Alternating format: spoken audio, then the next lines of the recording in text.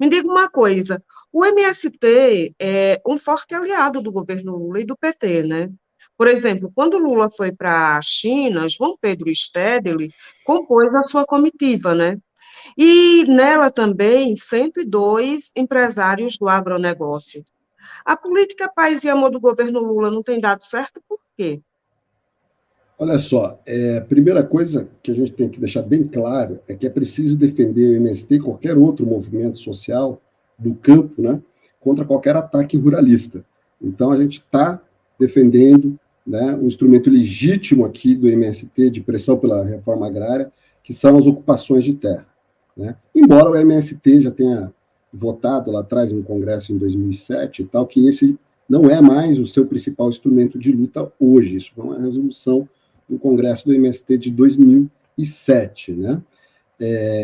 Outro lado é o seguinte, você tem sim um alinhamento, um apoio do MST ao governo do PT, né? Mas o PT governou 14 anos aí para o agro e fez muito pouco para o sem terra, né? Que continua aí sendo alvo de violência dos latifundiários e agora são alvo de uma CPI dos ruralistas, né? Olha, não se pode tratar esse governo como um aliado seu, falar que esse governo é seu, né, como diz o João Pedro Stedley, que é uma importante dirigente, aí, liderança do MST, né, e nem dizer que esse produtor de soja que está no Ministério da Agricultura, o Carlos Favro, é um homem sério, como falou também o Stedley recentemente aí na imprensa, né? Esse governo não é nosso.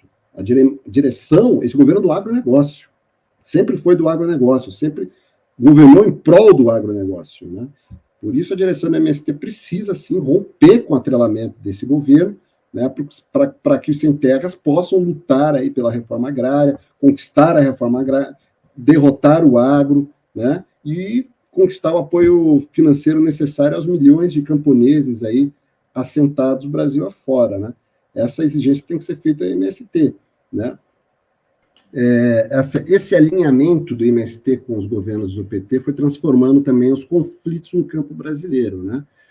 O MST, nos anos 90, Vera, você lembra muito bem disso, era o principal protagonista da luta camponesa no Brasil, né? Sim. Eu lembro que nessa época eu morava ainda em Curitiba e não era raro, às vezes, que eu acordava de manhã e tinha colunas, né, de camponeses sem terra, né, entrando na cidade, passando por debaixo, literalmente por debaixo da minha janela do edifício onde morava.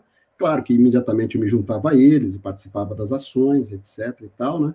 E eles faziam isso repetidamente em várias capitais do país. Em Curitiba eles fizeram muitas vezes, né?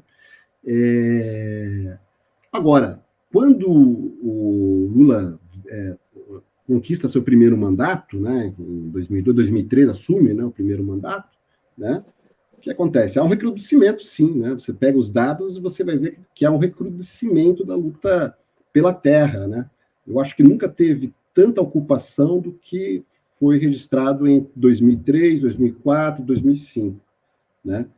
Só que aí é o seguinte, né, em 2007, o MST faz um congresso no qual, como eu falei para vocês, né, aprova uma resolução, né, que deixa as ocupações, no qual as ocupações não são mais, né, o grande objeto, o grande instrumento de luta pela reforma agrária do movimento, né?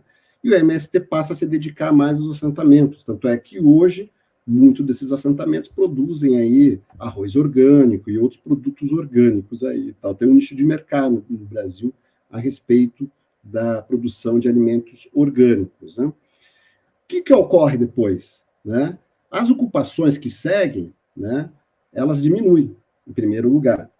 Em segundo lugar, emergem outros sujeitos políticos, que são outros movimentos de luta pela terra ou pelo acesso ao território. É claro que os sem terras continuam ainda realizando ocupações, porque mesmo que tenham votado isso no Congresso e tal, muitos setores do MST em várias partes do país continuam utilizando esse método de luta, né? Mas entra outros sujeitos aí, na luta pela terra, na luta pelo território, né? E os sem terra deixam de ser o protagonista principal de luta contra o latifúndio, né? E aí começa a haver um crescimento maior da luta de poceiros, de indígenas, de quilombolas, que são, sobretudo, esses setores aí, que realizam a maior parte das ocupações de terra até hoje, né? Então, eu penso que esse alinhamento que o MST teve com o governo do Lula lá atrás, né, ele acabou é, é, resultando nisso, nessa perda de protagonismo no movimento enquanto principal sujeito político da luta pela terra no Brasil, né, que segue, que continua, né, apesar do MST deixar de lado a questão da ocupação de terras. Né. Hoje ela é muito importante.